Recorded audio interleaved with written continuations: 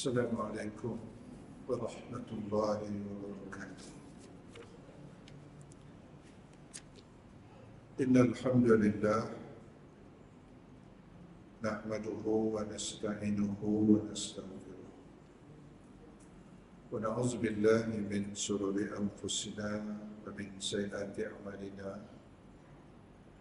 May yahdihillahu fala mudilla lahu wa may yudlil fala hadiya lahu. Asyhadu an la ilaha illallah wahdahu la syarika lahu wa asyhadu anna Muhammadan abduhu wa rasuluhu sallallahu alaihi wasallam. Rabbi shrah li sadri wa yassir li amri wahlul 'uqdatam min lisani yafqahu qawli.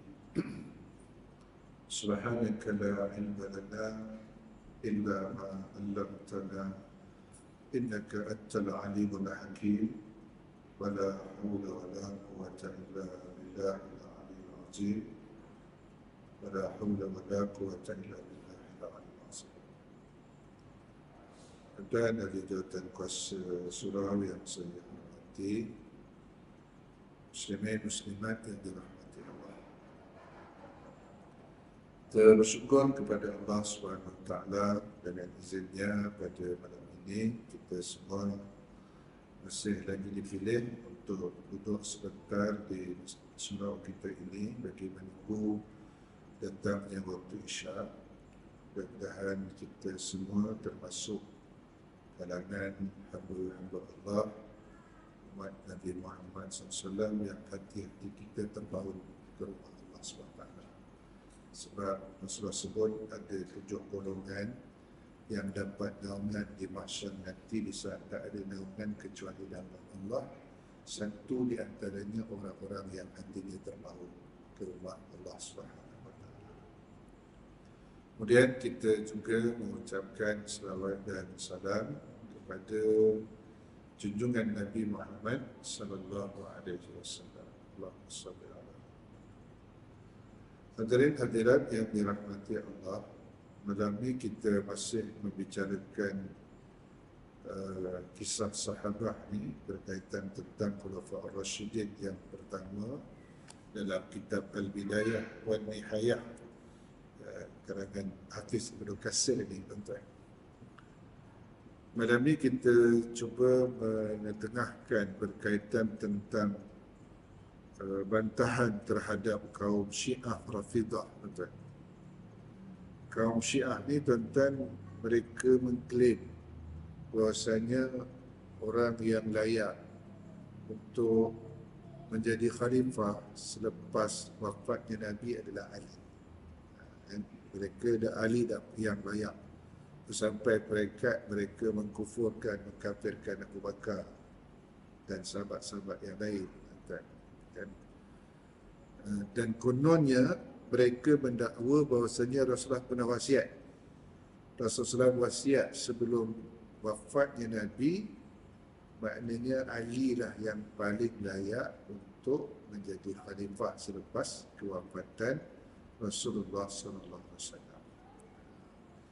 Namun demikian, tuan-tuan, bantahan ini daripada kaum Syiah Rafidah ini, tuan-tuan, dalam satu riwayat ditanyakan kepada Aisyah radhiyallahu anha berkaitan tentang mengenai perkataan orang-orang yang menerangkan bahawa Rasulullah SAW telah memberikan wasiat kepada Ali untuk menjadi khalifah.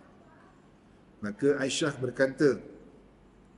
kata, apa yang diwasiatkan oleh Rasulullah SAW kepada Ali sebelum Rasulullah wafat, kata Aisyah, iaitu Rasulullah SAW hanya menyuruh agar bejana tempat buang air kecil dibawakan kepada Rasulullah SAW. Itu sebelum Rasulullah wafat, kata Aisyah. Kemudian Rasulullah SAW bersandar dan akulah yang menjadi tempat sandarannya, kata Aisyah. Rasulullah sandar, di badan akulah dia bersandar, kata Aisyah radhiyallahu anha. Dan tak lama kepala beliau terkulai jatuh Dan ternyata kata Aisyah, beliau pun telah wafat tanpa aku ketahui. Jadi maknanya masa bila dia kata, masa bila Rasulullah SAW ni pesan kepada Ali menjelang wafatnya Nabi, yang Ali ni adalah pengganti Nabi sebagai khalifah. Ini yang didakwakan oleh kaum Syiah Rafidah. Aisyah kata Rasulullah meninggal di atas pangkuan aku. Dia bersandar dekat aku. Aku tak dengar sama sekali wasiat begitu daripada Rasulullah sallallahu alaihi wasallam. Jadi dia kata bagaimana mungkin orang-orang itu mengatakan bahawa Rasulullah memberikan wasiat kepada Ali. Sebab Rasulullah SAW kan kita maklum dia meninggal di rumah Aisyah dan meninggal di atas pangkuan Sayyidatina Aisyah. Tu makanya Aisyah pun ceritakan tuan-tuan, Rasulullah SAW ni pada saat-saat akhir kehidupan Nabi, kata Aisyah, air liur aku bercampur dengan air liur Nabi. Aisyah kata begitu. Kenapa tuan-tuan? Sebab pada saat-saat akhir kehidupan Nabi tu, dia minta kayu sugi tuan-tuan. Dia minta kayu sugi untuk membersihkan gigi baginda Rasulullah SAW. Maka Aisyah kata, aku menyuruh saudaraku Abdul Rahman untuk dapatkan kayu sugi tersebut. Setelah itu, apabila kayu itu dapat, Rasulullah SAW menoleh ke arah kayu itu, seolah-olah dia memang nakkan kayu itu. Aku ambil, bersihkan, kemudian aku gigit, aku kunyah-kunyah bagi nak haluskan ujung kayu sugi itu. Kemudian aku serahkan kepada Rasulullah SAW, dan Rasulullah SAW pun membersihkan giginya sebelum wafatnya, kata Aisyah. Itu pada sisi lain, tuan-tuan, ada riwayat mengatakan, namun wallahu a'lam, tuan, ada orang katakan kalau nak mudah untuk roh tu keluar daripada jasad, dia kata sering-seringlah nanti apabila kita dah rasa sakit sangat tu, sering-seringlah bersugi dengan menggunakan kayu sugi. Ada setengah riwayat mengatakan begitu, tuan. Okey, kita balik pada tadi. Ini nak menunjukkan bahawasanya tak ada sama sekali bantahan daripada Aisyah bahawasanya Rasulullah SAW meninggalkan wasiat untuk menggantikan tempatnya sebagai khalifah adalah Sayyidina Ali. Itu maknanya tuan-tuan disebutkan dalam riwayat, Sayyidina Ali ni dia agak kemudian membai'ah Abu Bakar. Dia agak kemudian membai'ah Abu Bakar. Okey. Jadi tuan-tuan yang dirahmati Allah, maka dikatakan jika benar apa yang mereka klaim, kaum Syiah klaim ni, pastilah tidak satu pun sahabat berani untuk menolak wasiat tersebut.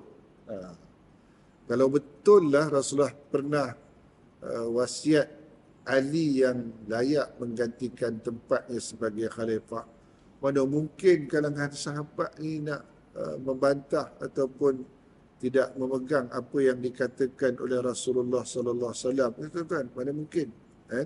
Mana mungkin sahabat-sahabat ni menolak wasiat tersebut? Sebab dikatakan kalangan sahabat ni, mereka adalah generasi yang paling patuh terhadap Allah dan Rasul.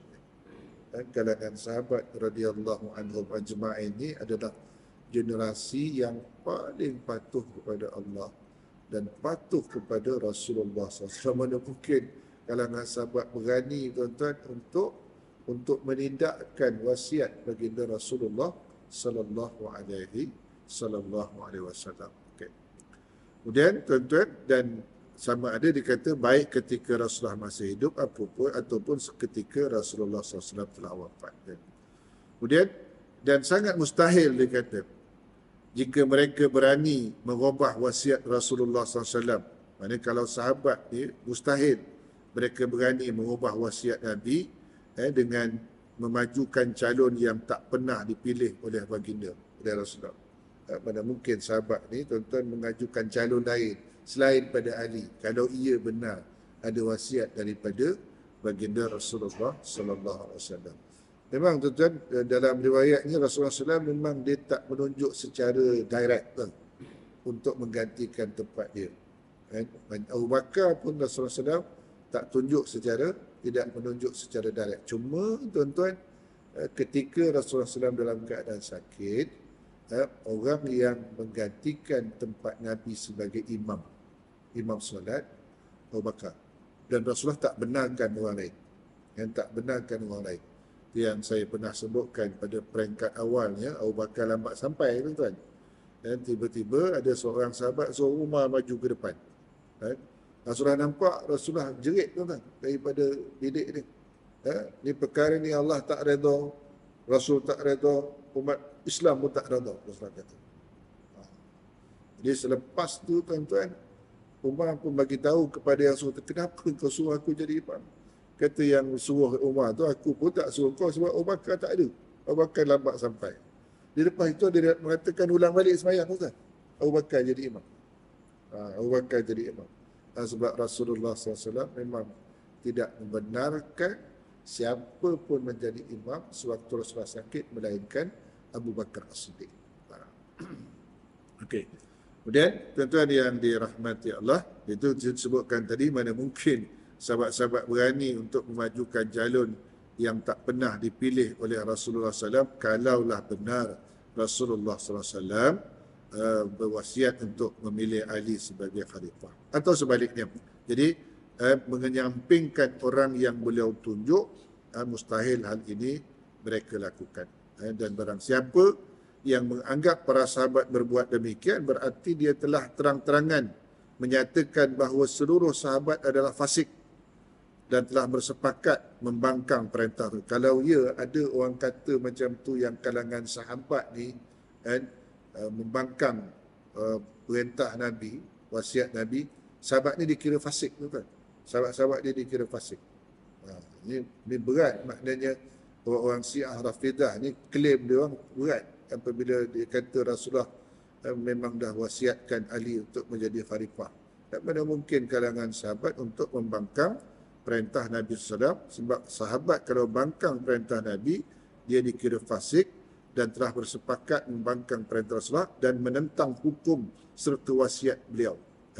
Di barang siapa yang berani berbuat hal itu, berarti dia telah melepaskan dirinya daripada ikatan Islam. Itu berat, tuan-tuan. Berat. Maknanya Rasulullah kata Ali, tapi sahabat pilih lain. Maknanya sahabat-sahabat dia boleh dikatakan boleh macam keluar daripada Islam, tuan-tuan, sebab ianya membangkang titah baginda Rasulullah SAW. Maka dikatakan secara ijma' ianya boleh dihukumi kafir oleh seluruh ulama'.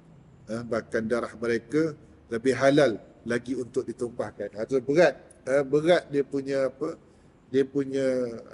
punya akibatnya kalau benar kalangan sahabat itu, tuan-tuan, membangkang perintah Nabi SAW yang kononnya klaim orang Syiah tadi, yang Rasulullah SAW telah menunjuk Ali sebagai khalifah penggantinya. Okey, maka selanjutnya, tuan-tuan, dikatakan jika wasiat ini memang ada,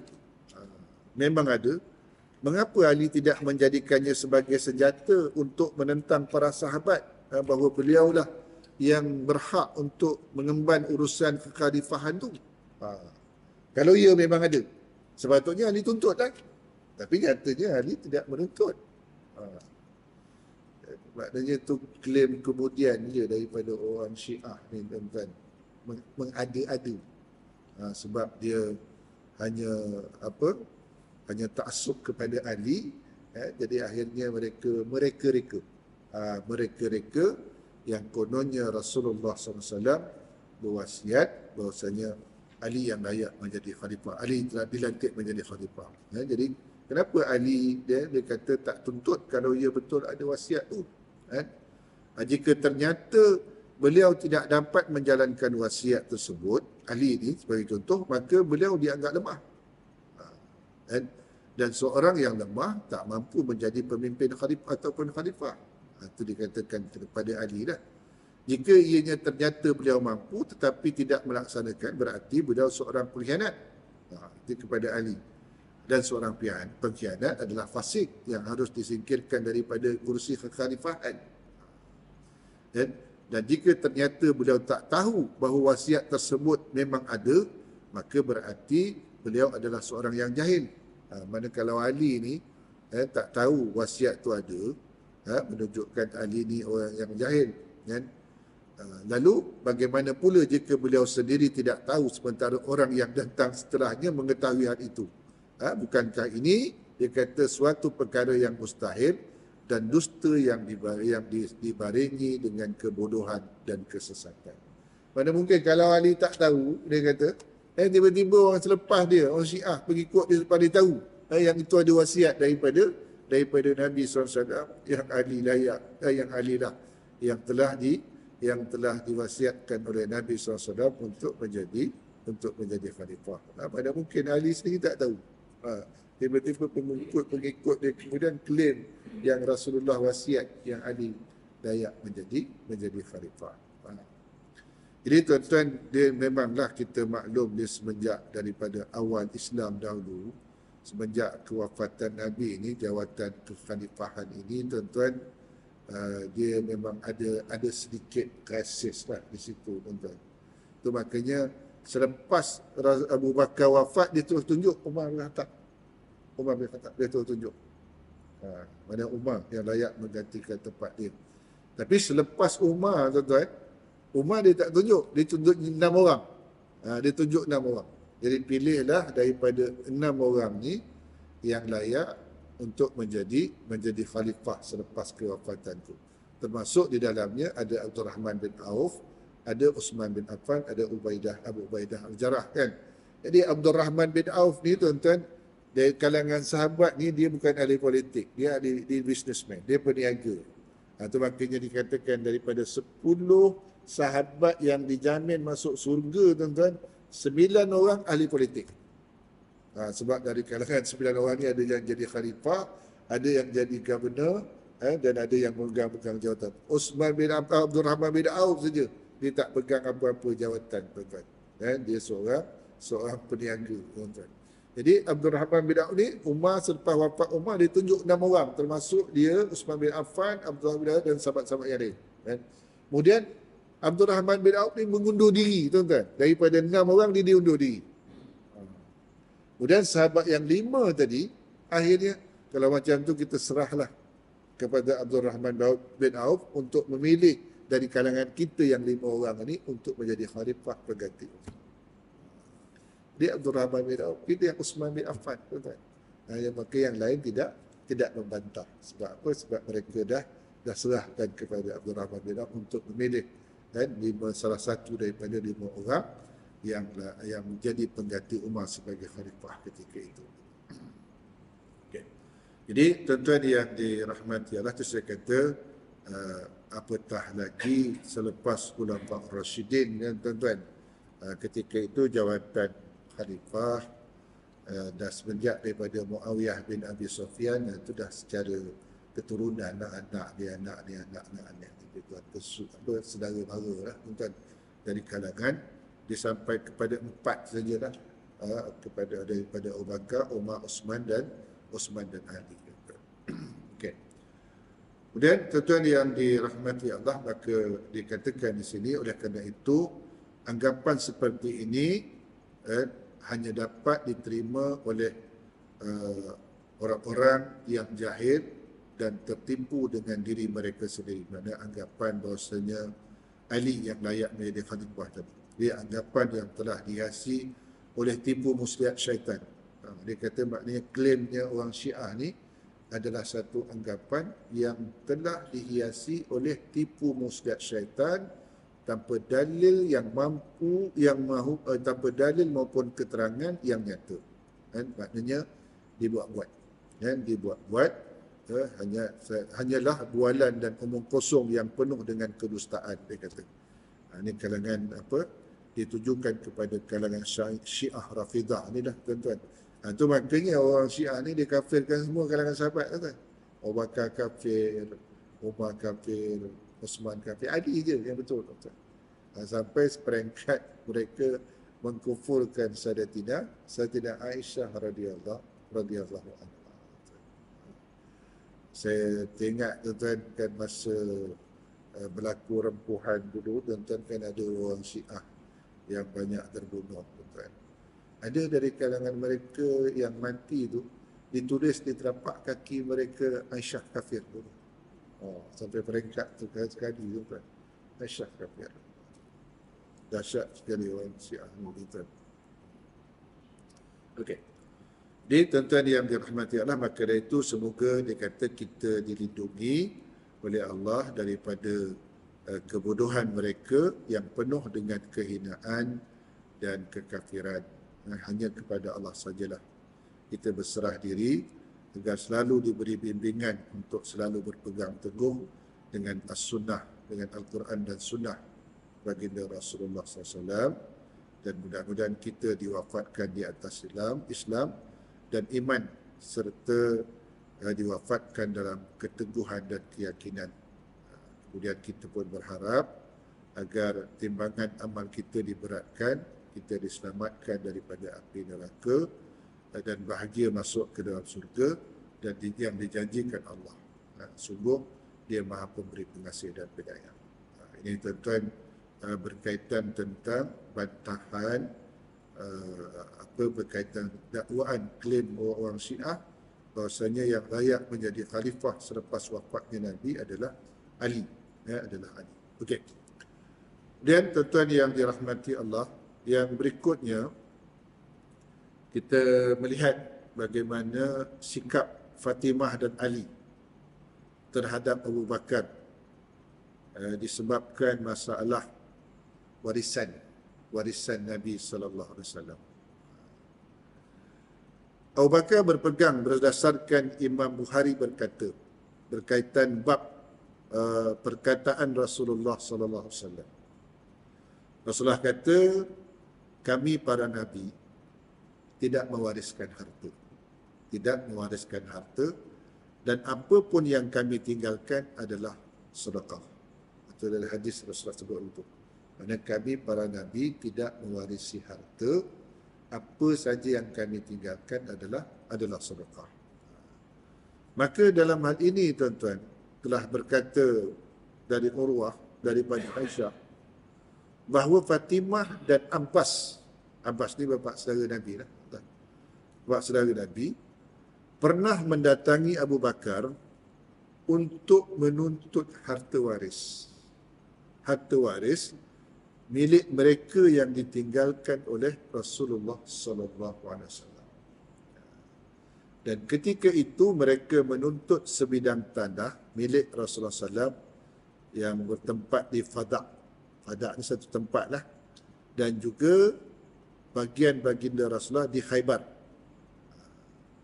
Maka Abu Bakar berkata kepada mereka berdua, aku mendengar Rasulullah sallallahu alaihi wasallam bersabda, kami tidak mewariskan harta dan apa pun yang kami tinggalkan hakikatnya adalah sedekah.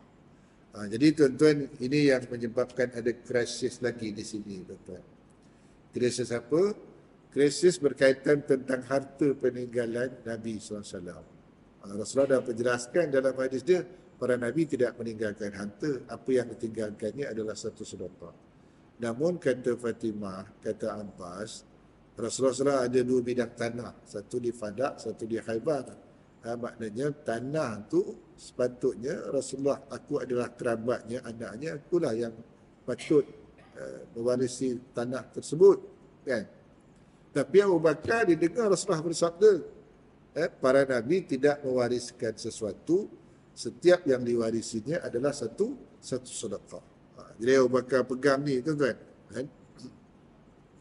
Jadi maka dari itu tuan-tuan yang dirahmati Allah, maka kemudian Abu Bakar melanjutkan perkataannya, demi Allah aku tidak akan meninggalkan sesuatu perkara yang aku lihat Rasulullah mengerjakannya kecuali aku akan pula melakukannya. Maknanya Abu Bakar bertegaslah dengan hadis tu. Dengan hadis tu, aku tak akan melakukan melainkan apa ianya yang dipesankan, yang dilakukan oleh baginda Rasulullah sallallahu alaihi wasallam. Maka sejak pada itu Fatimah membaikot Abu Bakar. Membaikot Abu Bakar dan tidak berbicara dengannya sehingga Fatimah wafat. Namun dalam riwayat yang lain ada riwayat mengatakan masa Fatimah sakit, Abu Bakar datang. Abu Bakar datang menemui Fatimah dan meminta maaf. Walaupun mungkin dia tak salah kan tuan-tuan, sebab dia dah menjalankan perintah Nabi, namun dia meminta maaf kepada saya. Ada riwayat mengatakan begitu. Imam Bukhari meriwayatkan hadis ini dalam sahihnya dalam kitab Al-Maghazi. Dia kemudian melanjutkan, ketika Fatimah meninggal, Ali menguburkannya pada malam hari tanpa memberitahu berita ini kepada Abu Bakar. Jadi masa Fatimah meninggalkan, tuan-tuan, Ali dikatakan mengurus jenazah Fatimah itu dengan senyap-senyap, tuan-tuan. Mana tak dibagi tahu orang. Termasuk Abu Bakar sebagai khalifah ketika itu, Ali tak beritahu. Maknanya dia kebumikan secara senyap-senyap pada waktu malam. Kan? Jadi dikatakan tanpa memberitahukan kepada Abu Bakar setelah ia mensolatkannya. Jadi ketika Fatimah masih hidup, Ali masih sangat disegani. Ini sedikit berkaitan tentang Ali. Dan masa Fatimah masih hidup, Ali sangat disegani kerana kedudukan Fatimah. Namun ketika Fatimah wafat, Ali mula melihat ramai orang mula mengingkari sikapnya terhadap Abu Bakar. Sebab Ali ni, tuan-tuan, dia ada riwayat mengatakan dia tidak membaiat Abu Bakar, ataupun dia baiat pada peringkat awalnya tidak dengan sepenuh hati, tuan-tuan. Itu masa Fatimah masih hidup, orang masih respect dengan Ali sebab orang sebab akan kemuliaan, orang segan kerana Fatimah, kan, kerana kedudukan Fatimah. Tapi selepas Fatimah wafat, kerana sikap Ali begitu dengan Abu Bakar, maka sahabat-sahabat lain mula mengingkari sikapnya kerana sikapnya kepada Abu Bakar. Maka Ali, tuan-tuan, dikatakan ketika itu segera mencari jalan untuk berdamai dengan Abu Bakar. Untuk berdamai dengan Abu Bakar dan kembali membaiatnya. Setelah itu, dia segera mengirim utusan kepada Abu Bakar agar beliau menemuinya. Agar Abu Bakar menemuinya tanpa membawa seorang pun. Maknanya Ali bimbang kalau Abu Bakar bawa Umar. Ali bimbang. Sebab Ali tidak senang jika Abu Bakar membawa Umar untuk bercuba dengan dia kerana faham sikap Umar yang keras. Namun Umar dikatakan berpesan kepada Abu Bakar, wallahi ya Abu Bakar, janganlah engkau mendatangi mereka bersendiri. Dan kalau nak jumpa Ali, jangan seorang-seorang. Umar kata begitu. Jadi Abu Bakar jawab pula, apa yang akan mereka lakukan terhadap diriku? Wallah, aku akan datang, aku akan mendatangi mereka, aku akan jumpa dengan Ali. Ali bimbang, tuan, kalau Abu Bakar datang bawa Umar, dia mesti gaduh pun jadi, tuan. Sebab Umar ni dengan wataknya yang keras, tuan. Maka dikatakan berangkatlah Abu Bakar. Dan kemudian setelah mengucapkan tasyahud, memuji Allah, dan dia mula berkata, sesungguhnya kami telah, Ali berkata, sesungguhnya kami telah mengetahui keutamaanmu dan apa yang Allah anugerahkan kepadamu. Ali kata kepada Abu Bakar begitu. Dan sebenarnya kami tidak pernah merasa iri dengan kebaikan yang Allah limpahkan kepadamu. Ali kata, sebenarnya aku belum lagi membaiat kamu ni. Dia kata, Ali kata, aku tak iri hati dengan apa yang kau miliki. Namun dia kata, engkau memaksakan kehendakmu kepada kami. Itu memaksakan itu tadi berkaitan tentang dua bidang tanah tadi, tuan-tuan. Memaksakan kehendakmu kepada kami. Sementara kami menganggap bahawa kami masih memiliki bahagian dari harta warisan yang ditinggalkan oleh Rasulullah SAW. Jadi puncanya itu, tuan. Maknanya punca Sayyidina Ali pada peringkat awal ni tak bersetuju dengan Abu Bakar. Tuan, bukan kerana dia iri hati, bukan kerana dia tahu tentang kelebihan Abu Bakar, sebab Abu Bakar lah yang bersama Nabi dalam gua, Abu Bakar lah yang banyak berjasa, dan ilmu Abu Bakar ni, dia tahu tentang kelebihan Abu Bakar tu. Cuma persoalannya itulah tadi. Persoalannya dua bidang tanah tadi yang Fatimah pun klaim yang itu adalah milik Rasulullah, yang dia layak untuk mewarisinya. Sementara Abu Bakar tetap berpegang teguh dengan Rasulullah kata, para Nabi tidak meninggalkan warisan. Yang ditinggalnya adalah satu sedekah. Jadi kata Ali, jadi yang ditinggalkan oleh Rasulullah kepada kami kerana hubungan kekerabatan kami dengan beliau. Maka Ali masih terus berkata-kata hingga Abu Bakar menangis dan berkata, demi Allah, kata Abu Bakar, yang jiwaku berada di tangannya. Sesungguhnya khabar kerabat Rasulullah SAW lebih aku cintai dan aku utamakan untuk lebih diperhatikan daripada kerabatku sendiri. Abu Bakar buat kenyataan ketika itu dengan menangis sebab Ali terus mengomel, tuan. Ali terus berkata tentang yang dia layak mewarisi 2 bidang tanah Nabi itu. Sehingga Abu Bakar menangis. Terus Abu Bakar kata, Wallahi, kata Abu Bakar, dan aku lebih menyayangi, lebih memperhatikan kerabat Nabi berbanding dengan kerabat aku sendiri. Abu Bakar kata begitu. Kan? Jadi ada pun perselisihan yang terjadi antara kami dan kamu dalam masalah harta warisan ini, pada hakikatnya dia tak pernah sedikit pun aku selewengkan dalam mengurusnya. Abu Bakar kata, dalam mengurus 2 bidang tanah itu tak pernah pun aku menyelewengkan. Aku hanya pegang apa yang dipesan oleh baginda Rasulullah sallallahu alaihi wasallam, kata Abu Bakar Siddiq. Jadi tuan-tuan, maka dikatakan tidaklah segala sesuatu yang dilakukan oleh Rasulullah kecuali aku lakukan. Ini Rasulullah pertegaskan ini. Dan maknanya aku lakukan perkara tersebut apa yang dilakukan oleh Rasulullah SAW. Mungkin kita daripada 2 bidang tanah itu hasilnya Rasulullah jadikan sedekah kepada kaum muslimin. Jadi Abu Bakar melanjutkan apa yang dilakukan oleh Rasulullah. Tapi waris Abu Bakar ni Fatimah dan Ali kata Rasulullah wafat, harta itu milik kami dah. Ini dah yang jadi persoalan ketika itu. Maka Ali berkata kepada Abu Bakar, aku berjanji pada malam ini akan membaiatmu kembali. Ini puncanya apa? Puncanya apabila dia melihat ramai sahabat pun dah tengok sinis kepada dia. Apatah lagi setelah Fatimah wafat. Semasa Fatimah masih hidup, Ali dihormati disebabkan kerana kedudukan Fatimah anak Rasulullah SAW. Ini apabila Fatimah dah meninggal dunia, dia pun masih bersikap sinis terhadap Abu Bakar. Kalangan sahabat dah tak berapa respect dengan Ali. Itu makanya Ali kata, aku berjanji malam ini akan membaiatmu kembali. Dia kata begitu. Maka setelah melaksanakan solat zuhur, Abu Bakar masa itu dikatakan naik ke atas mimbar. Kemudian beliau memberikan ucapan setelah mengucapkan tasyahud, puji-pujian kepada Allah.